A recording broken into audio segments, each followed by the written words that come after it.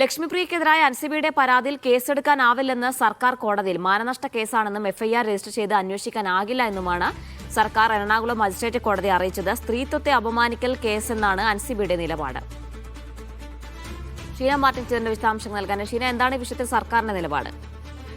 ലക്ഷ്മിപ്രിയക്കെതിരെ അൻസിബ പലാരിവട്ടം പോലീസിലാണ് പരാതി നൽകിയിരുന്നത്. ഈ പരാതിയിൽ കേസെടുക്കാനാവില്ല എന്നാണ് സർക്കാർ കോടതിയിൽ അറിയിച്ചിട്ടുള്ളത്. പരാതി വെറും മാനനഷ്ട കേസാണെന്നും എഫ്ഐആർ രജിസ്റ്റർ ചെയ്ത് അന്വേഷിക്കാനാവില്ല എന്നുമാണ് സർക്കാർ നിലപാടുള്ളത്. കേസ് മാനനഷ്ട കേസ് അല്ലെന്നും സ്ത്രീത്വത്തെ അപമാനിക്കൽ കേസാണെന്നും അൻസിബ കോടതിയിൽ പറഞ്ഞിട്ടുണ്ട്. ഇതേ രീതിയിൽ തന്നെയാണ് പോലീസിന്റെ റിപ്പോർട്ടുമുള്ളത്. ലക്ഷ്മിപ്രിയ ചെയ്ത കുറ്റകൃത്യം കേവലം മാനനഷ്ട കുറ്റകൃത്യമാണെന്നാണ് പോലീസിന്റെ റിപ്പോർട്ടിലും പറയുന്നത്. അൻസിബയുടെ പരാതി തള്ളിയതായും പോലീസ് ഇന്നലെ അൻസിബയെ അറിയിച്ചിരുന്നു. ഈ കേസിൽ പോലീസ് കാര്യക്ഷമമായി അന്വേഷിക്കുന്നില്ല എന്നും പ്രതികളെ സഹായിക്കുന്നുവെന്നും ആരോപിച്ച് അൻസിബ എറണാകുളം മജിസ്ട്രേറ്റ് കോടതിയെ സമീപിച്ചിട്ടുണ്ടായിരുന്നു. ഇതിലാണ് ഇന്ന് പോലീസിനോട് റിപ്പോർട്ട് തേടിയിട്ടുണ്ടായിരുന്നത്.